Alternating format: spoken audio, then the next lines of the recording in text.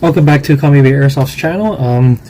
I do apologize in advance for the crappy video because I do not normally shoot videos at home, but I do want to get this video out real quick because it's very exciting for me. And this video is going to be about the new Hafiz's one-piece trigger. Before I actually go into the video, was my relationship with Hafiz's for full disclosure. Well, none actually, because let's just say we're all AK enthusiasts, and I have caught Hafiz's interest because I am actively pursuing their products or modifying their products and actually putting a good use and optimizing them. But here you go. I've just also unboxed the new trigger. What this is it's a new one-piece trigger from Hafiz's. This is different from the original design, which is two pieces, and that is also part of GHK's original design. The trigger is split into two pieces, likely for cost-saving reasons, because the original GHK AK trigger is actually steel, but the hammer catch, which is a separate component, is made out of hot metal. And before I go any further, for those that you already know, the original two-piece trigger, flat trigger, had a lot of over travel, and I asked Hafiz's why was there so much over travel in the original design, and their response was that because the GHK tolerances are so bad, the over travel that they've designed into the trigger accounts for that tolerance issue. And reason being is that when you pull the trigger, the hammer catch claw is supposed to release the hammer, obviously, and basically the hammer catch itself, which is a separate component, has varying tolerances. So the angle of the claw could be pretty bad or pretty off, and basically if your trigger isn't pulled far enough, it won't drop the hammer, it won't release the hammer. And so the one-piece trigger actually solves this, because this is all now one piece, it's all integrated. So the QC, the tolerances are all controlled by Hafiz's. So this is much better than the original design, and to illustrate what the over travel issue is, what I have with me is the original two-piece trigger from Hafiz's, and this has my roll pin mod applied. And what this is obviously it eliminates most of over travel so that you get a shorter trigger.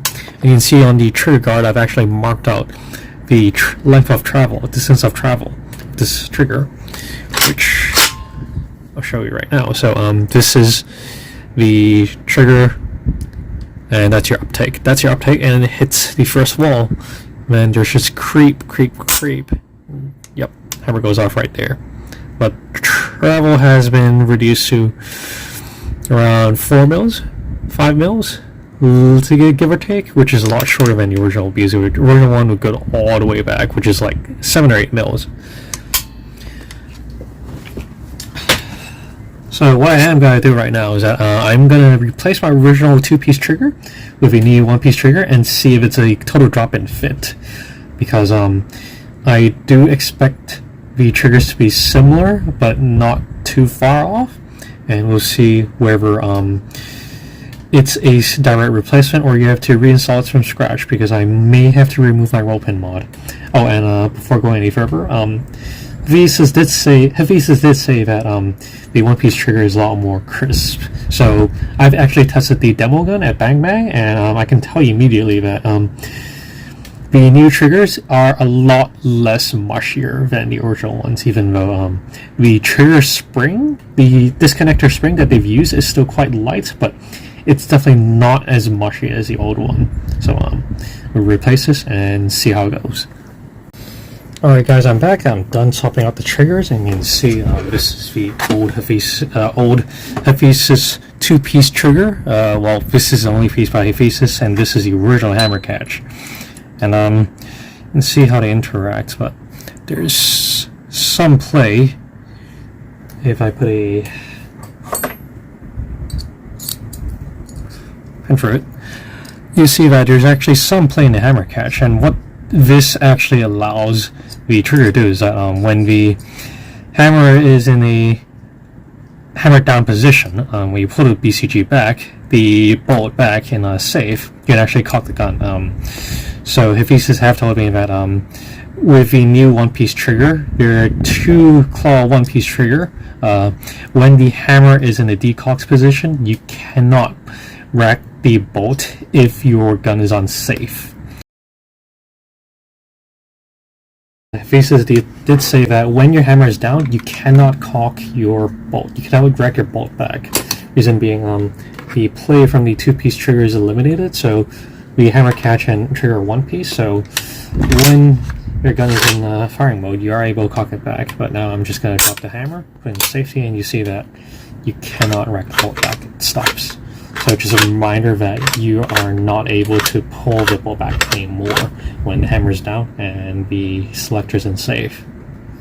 So do bear that in mind, but I'm guessing this is why, because the hammer catch here actually does have some play, and it's not directly bolted or mated with the trigger itself. So this is to allow for that hammer to actually pull back when it was already in safe. So put that aside. Right. And I am able to report that it is a drop-in fit, and I do need to correct myself. Hiphesis did not fix the over travel issue. Reason being is that they did say that basically with my rope in mod, the sear only engages halfway. I mean, disconnector only engages halfway when the trigger is pulled back. So it's gonna be hard to see with my dust cover, but.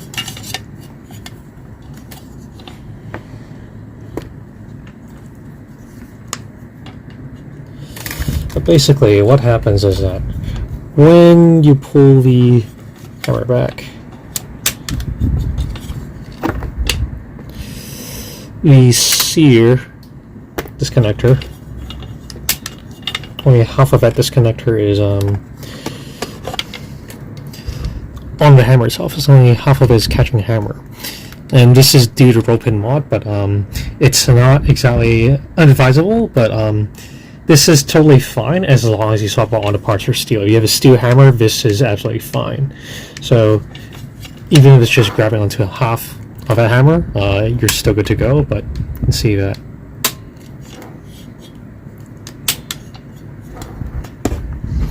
the replacement is just fine. No additional modding needed. And here. Just gonna put this back together.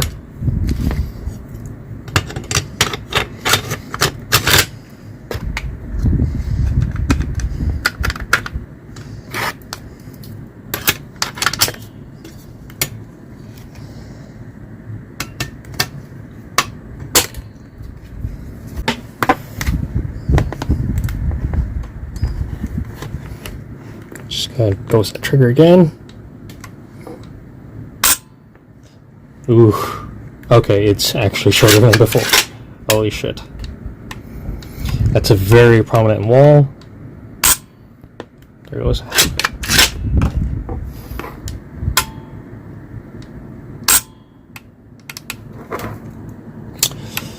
Right, that's testing done.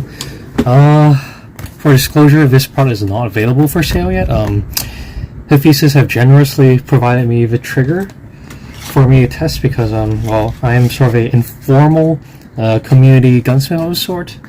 They wanted me to review this product and also see how it goes, and also do some comparisons. Or rather, it's on my own initiative to do these comparisons because I will buy a few more of these triggers myself because I do want to replace all of my existing GHK AKs with this, with the exception of the Groza, which does require the original 2-piece trigger assembly.